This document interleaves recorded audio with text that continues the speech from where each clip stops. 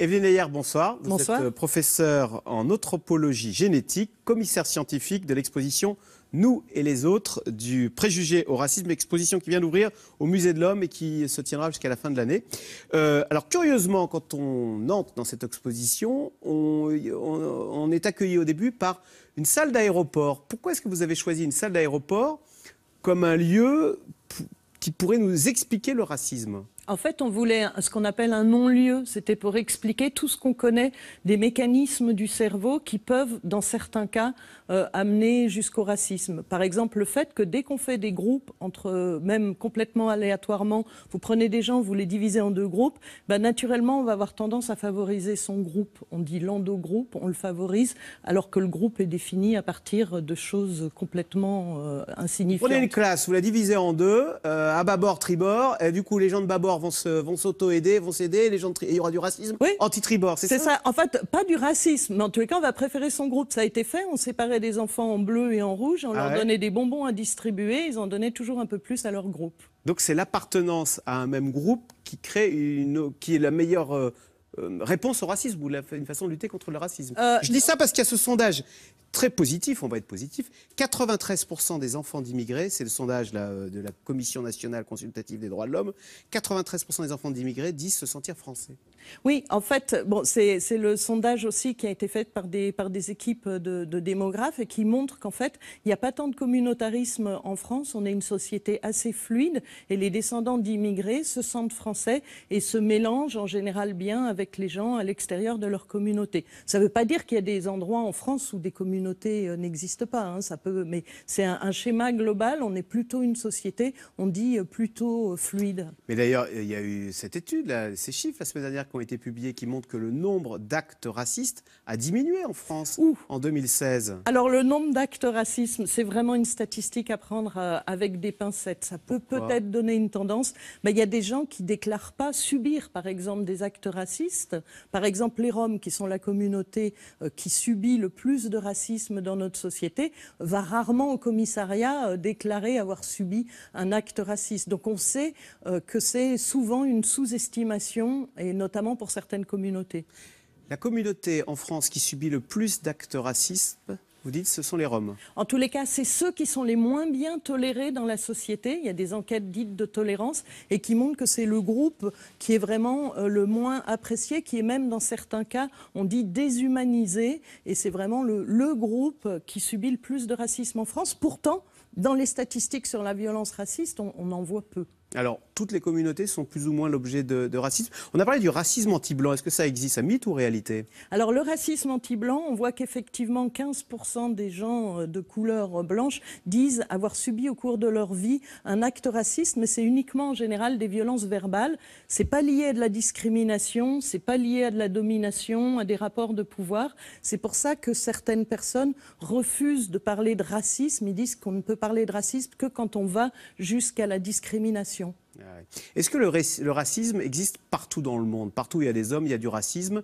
Je pose cette question, on sait qu'on a mal compris le massacre des Tutsis par les Hutus. Est-ce qu'il y avait une dynamique raciste dans ce qu'on voyait, nous, comme une lutte entre deux peuples noirs, quoi ?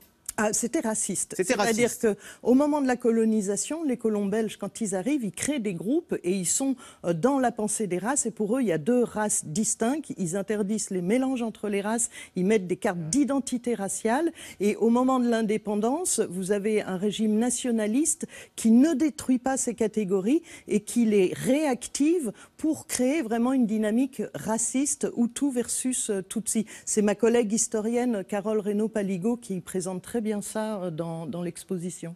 C'était la même dynamique que le racisme en Europe dans les années 40, etc. Tout à fait. C'était vraiment avec la pensée raciste des races derrière. Et vous, la généticienne, vous seriez capable de faire la différence entre un Hutu et un Tutsi ou pas ? Quelle est la dimension génétique dans les races ? Alors, ça n'existe plus, on le sait depuis longtemps. En fait, on se rend compte qu'il y a beaucoup de mélanges, mais quand on a suffisamment de données, on arrive à avoir des différences génétiques même entre deux villages. Il suffit qu'à l'intérieur d'un village, on ait tendance plutôt à se marier à l'intérieur du village pendant 10-20 générations et on va voir des toutes petites différences, mais on a tellement de données maintenant qu'on arrive à avoir des petites différences. Mais ça ne fait pas pour autant des races, parce que nous, justement, on voit bien qu'il y a des mélanges entre tous les groupes qu'on définit. Il n'y a pas de groupe vraiment étanche. C'est ce qu'on entend dans l'idée de race. C'est quand même des groupes étanches et bien différents les uns des autres. Et groupe étanche, tu appartiens à tel groupe, donc tu as telle caractéristique. C'est ça qui nourrit le racisme. Voilà. Ouais, c'est ce qu'on appelle l'essentialisation.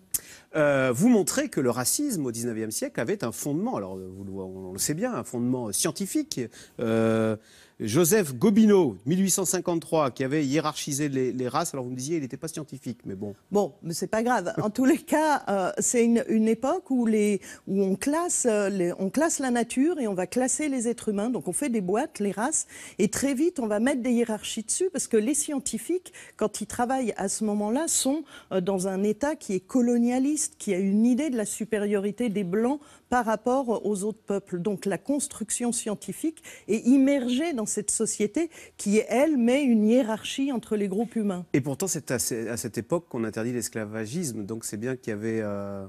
Il y a des scientifiques qui n'ont pas cette vision inégalitaire des races, mais c'est vrai qu'ils sont rares et ils sont peu entendus, parce que cette inégalité permet de justifier une domination. Et encore, le racisme existe partout, l'esclavagisme n'a pas existé qu'en Europe, enfin n'a pas été que le fait des Européens. L'esclavagisme a existé partout. Le monde arabo-musulman. C'est vrai qu'au XVIIe, on a vraiment une société dite esclavagiste, c'est-à-dire vraiment basée sur l'esclavage. Est-ce qu'avec le métissage, on va finir par venir à bout du racisme? Ah, ce serait bien, moi je le souhaite, oui.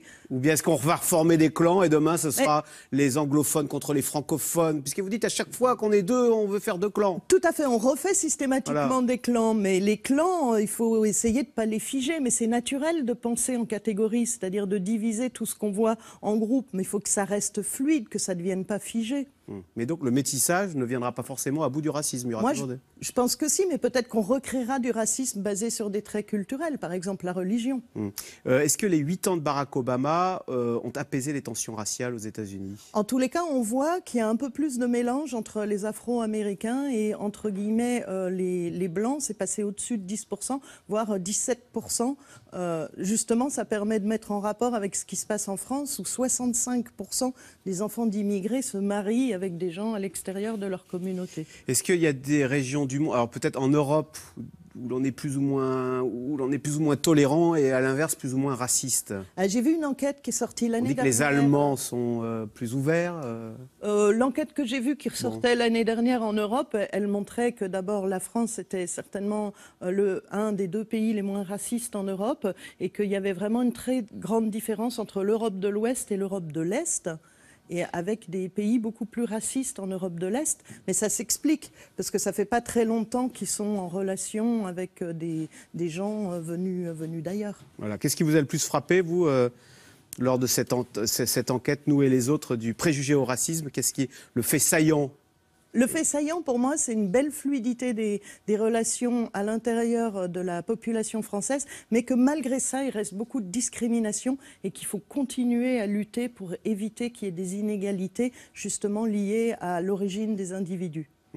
Merci beaucoup, donc Evelyne Heyer, professeure en anthropologie génétique. Et donc je rappelle, cette exposition au Musée de l'Homme, c'est jusqu'à la fin de l'année, nous et les autres, du préjugé au racisme. Merci. Merci. Vous restez avec nous tout de suite. Caroline Roux, c'est dans l'air. Jean-Luc Mélenchon fait un bond de 5 points dans les sondages. Il talonne désormais François Fillon. Quels sont les ressorts de cette dynamique Mélenchon? C'est dans l'air est intitulé ce soir, le printemps de Mélenchon.